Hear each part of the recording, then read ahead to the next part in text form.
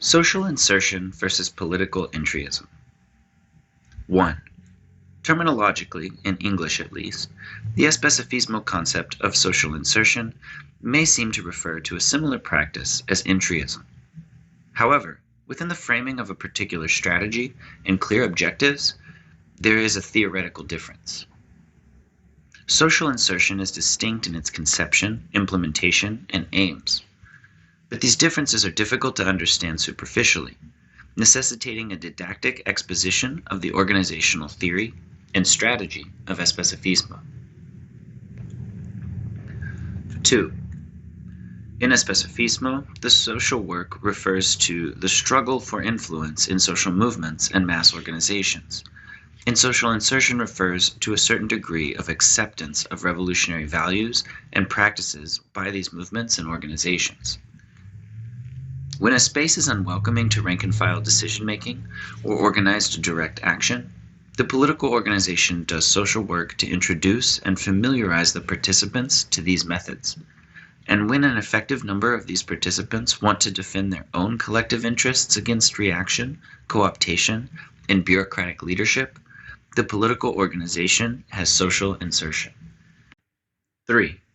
While there is obviously an attempt to maintain a flow of radicalizing people to the political organization, the emphasis is always on the degree of unity and coordination of these militants, not their quantity.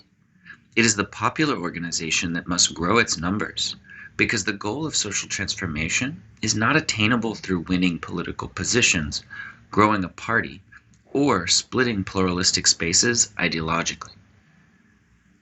As the FARJ, Anarchist Federation of Rio de Janeiro, says, quote, "It is ideology that should be within social movements, and not social movements that should be within ideology." End quote. Organizational dualism is about having multiple engagements and commitments on the social level, and organizing ideologically on the political level. Two distinct, autonomous, and complementary movements within a single conception of effective action. 4.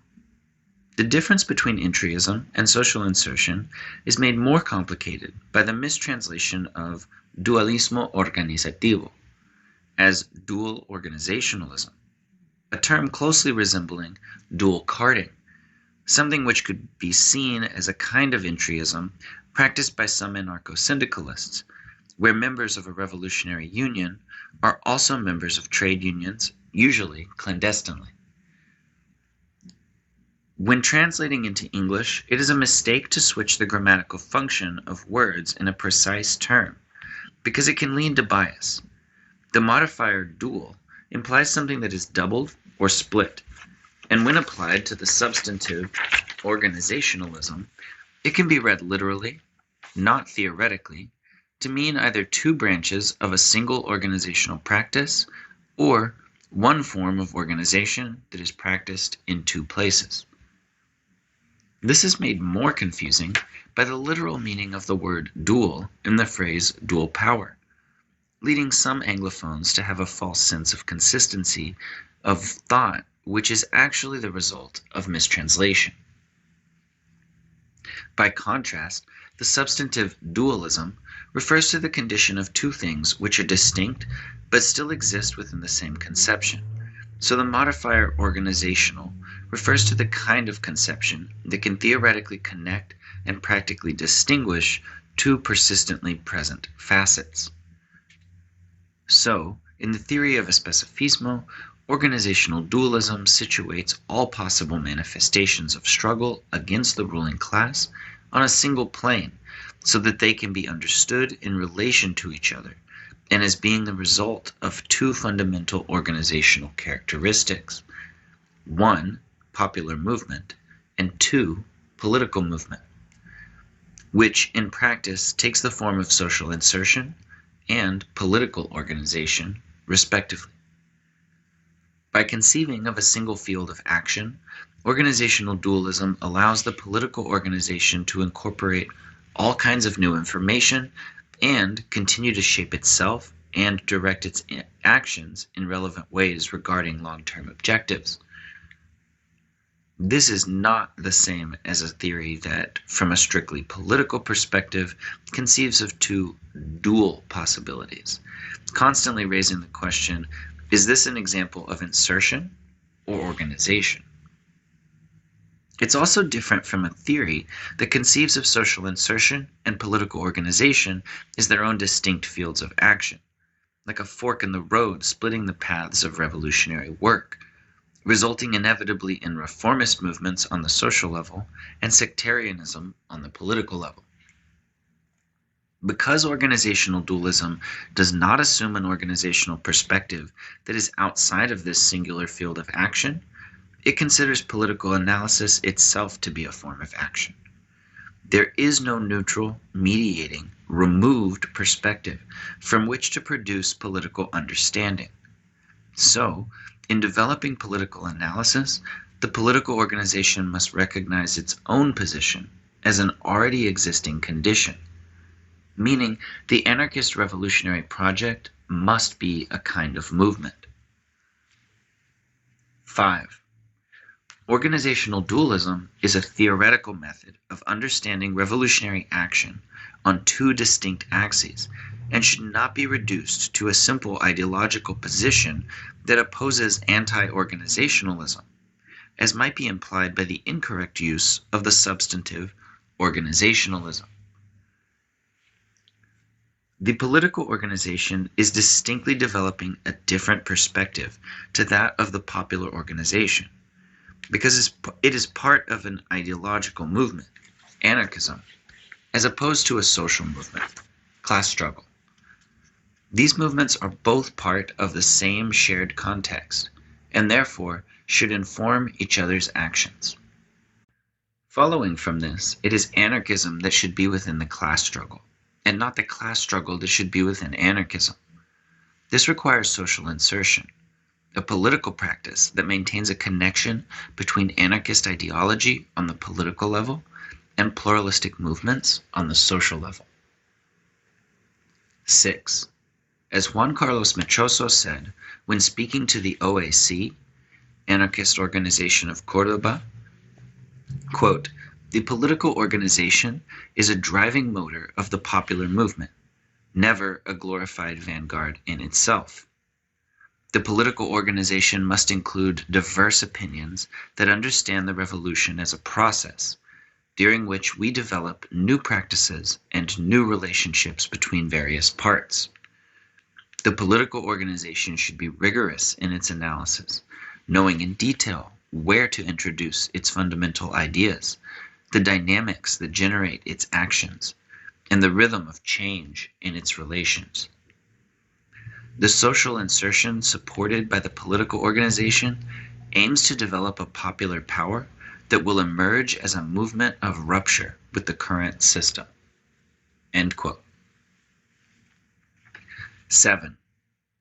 In the article Anarchism, Power, Class, and Social Change, Felipe Correa says, quote, "If the ends of anarchist social transformation are characterized by a change in the power model of society, overcoming a dominating power and establishing a self-managing power, the means employed must therefore reinforce self-management. Means that do not coincide with that end must be discarded. Those that reinforce capitalism, the state, and the institutions that sustain them, those that remove from the masses the necessary protagonism in the process of social transformation, those that stimulate the spirit of survival and obedience." End quote.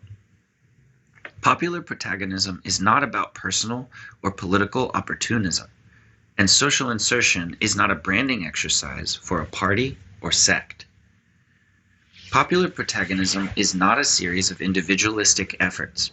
Its emphasis is on the dominated classes collectively, because, quote, "articulating and mobilizing the dominated classes would enable a significant gain of force."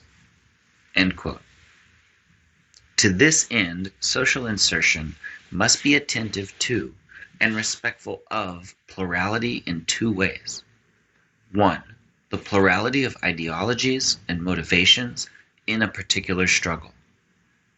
And 2, the plurality of struggles manifested as disparate events. 8. Social insertion is not about clout chasing or political base building.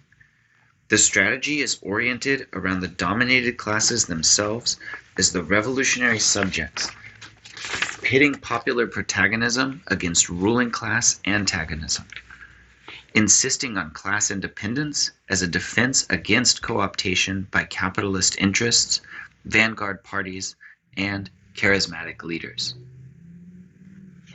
Throughout this process, in order to be effective, but also for ethical reasons, the militants of the political organization must always know: 1, how they have decided to work; 2, for whom they are working; and 3, what they are doing.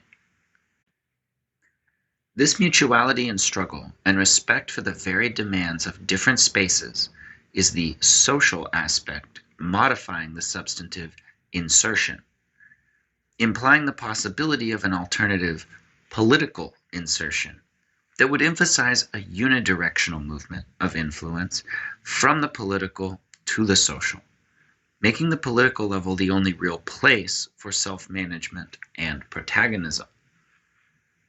Therefore, the modifier political may be helpful in distinguishing the objectives of entryism from those of social insertion.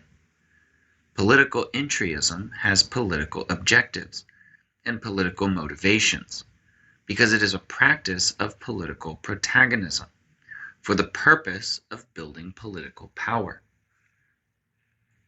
9. As a revolutionary anarchist current, especifismo aims to forge popular power and political level unity through the means of social work and organization. Social insertion is a social process. It is part of a strategy for a social transformation, which would signify the liberation of the dominated classes and the creation of a new egalitarian society. Unlike the various forms of political entryism, the objective of social work and insertion is not 1, a power grab; 2, a covert form of manipulation; 3, a membership drive; or 4, an attempt to force organizational divisions to the surface. It aims instead to win over the dominated classes to their own struggles, so that they see themselves as having a social force capable of reshaping society in their own interests. 10. This has not been an attempt to depict entryism in any particular way. Rather, it has been an attempt to present the theoretical background and the strategic outlook of especifismo, so as to better understand the concept of social insertion. In this effort, it has been necessary to explain the roles of various modifiers: dual, organizational, social, and political, as well as various substantives: organizationalism, dualism, insertion, and entryism. Having demonstrated the structural relevance of terms composed of modified substantives, Anglophones should be more well equipped to continue to contrast organizational dualism from dual organizationalism, as well as social insertion from political entryism.